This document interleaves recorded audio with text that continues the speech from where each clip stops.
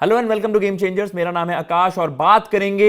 India ए के squad की। India ए squad, अब आप कहेंगे कि भाई जो मुकाबले होने हैं, वार्म अप गेम्स जो खेले जाने हैं अगेंस्ट यूएसए, अगेंस्ट नमीबिया, और 2 तारीख को मुकाबला है और अभी तक आपका स्क्वाड अनाउंस नहीं हुआ है। तो उस स्क्वाड में कौन कौन फीचर कर रहे होंगे, जो फिलहाल बड़ी अपडेट आई है उसको लेकर चर्चा करेंगे। एंड क्या कुछ लाइकली कॉम्बिनेशन हो सकता है, क्या श्रेयस अय्यर लीड कर रहे होंगे इस टीम को, क्या ऋतुराज को वो अपॉर्चुनिटी मिलेगी, क्योंकि जो खिलाड़ी आपके फीचर नहीं कर रहे मेन स्क्वाड में, ऑब्वियसली वही खिलाड़ी आपके इंडिया स्क्वाड में वहां पर फीचर कर रहे होंगे जो इनलाइन रहे हैं। अब आपने रीसेंट टाइम्स में जो इंडिया ए के गेम्स देखे हैं, जो हम बात भी करते हैं कि भाई आपने क्रॉस फॉर्मेट, चाहे रेड बॉल क्रिकेट हो, चाहे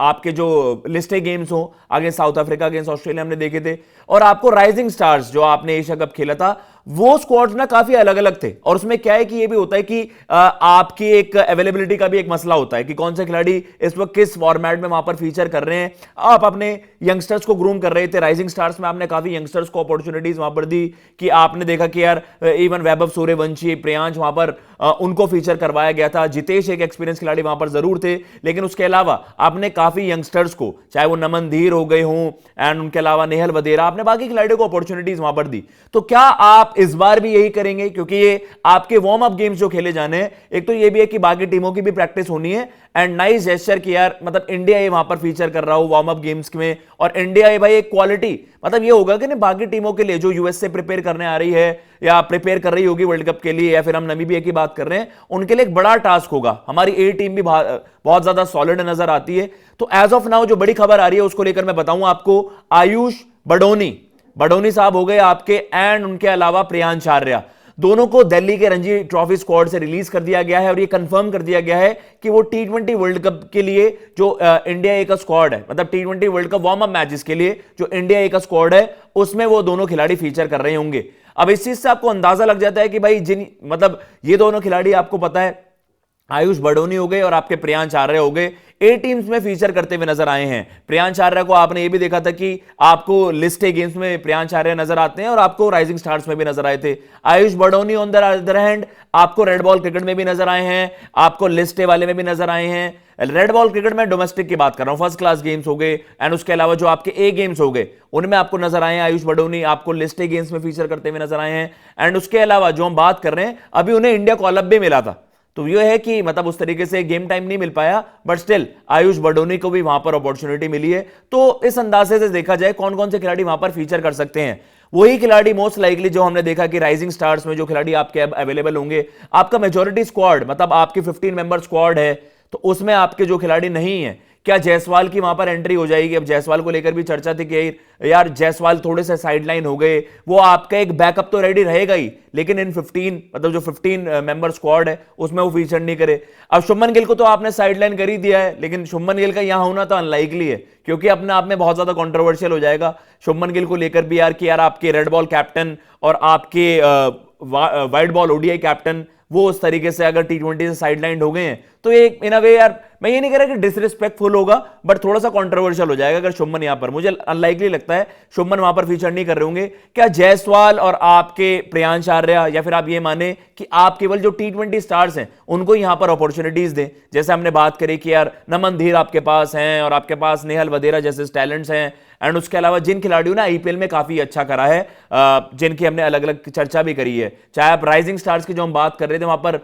गुरजपनीत थे, यश ठाकुर, तो आप क्या मान के चल रहे हैं कि इन्हीं खिलाड़ियों को वहां पर अपॉर्चुनिटीज मिलेगी, उसका बहुत बेसब्री से इंतजार है। और बीसीसीआई देरी क्यों कर रहा है, 2 तारीख को मुकाबले, आप स्क्वाड अनाउंस कर सकते हैं, कोई आपके लिए इशू होना नहीं चाहिए। बाकी टीमों से आपको जो आप रणजी ट्रॉफी में फीचर कर भी रहे हैं उनसे एनओसी मिली जानी है। जब आप आईसीसी इवेंट के लिए जो ये वार्म अप मैचेस होने हैं, आप साफ सीधा उनको कम्युनिकेट करिए कि यार आपकी अवेलेबिलिटी वहां पर होगी, आप स्क्वाड में, तो खिलाड़ी वहां से रिलीज हो जाएंगे, इसमें कोई मसला होना नहीं चाहिए। लेकिन इंटरेस्टिंग चीज यही होगी, क्या श्रेयस जायसवाल इस कैलिबर के खिलाड़ी वहां पर फीचर कर रहे होंगे, या फिर आप जैसे हमने राइजिंग स्टार्स में देखा, केवल आप जो बडिंग यंगस्टर्स है जिनको आप ग्रूम करना चाहते हैं उनके लिए भी एक अच्छा एक्सपीरियंस होगा ना कि वर्ल्ड कप से पहले जो ये वार्म अप मैचेस हो रहे हैं उनमें वो फीचर करें और अपना जलवा वहां पर दिखाएं, तो ये उनके लिए एक अच्छा खासा एक असाइनमेंट हो जाएगा। एंड होपफुली इस तरीके से मैं भी यही चाहूंगा कि आप अपने जो सीनियर लॉट के खिलाड़ी हैं उनको थोड़ा सा रेस्ट करें, लेकिन अभी इस चीज को लेकर क्लैरिटी नहीं आई है उस स्क्वाड में कौन कौन फीचर वहां पर कर रहा होगा। कब तक होगी अनाउंसमेंट? मोस्ट लाइकली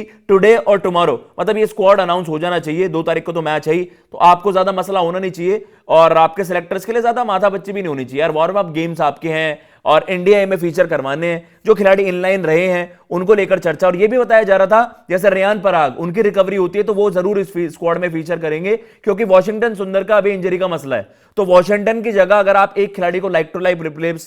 रिप्लेसमेंट माने, मतलब बॉलिंग यूटिलिटी से मैं उस तरीके से नहीं कह रहा, लेकिन रेयान पराग को कम्युनिकेट कर दिया गया, ये रिपोर्टेडली बताया गया कि रेयान पराग को ये मतलब ये मैनेजमेंट को और जो आपकी सेंटर ऑफ एक्सीलेंस है,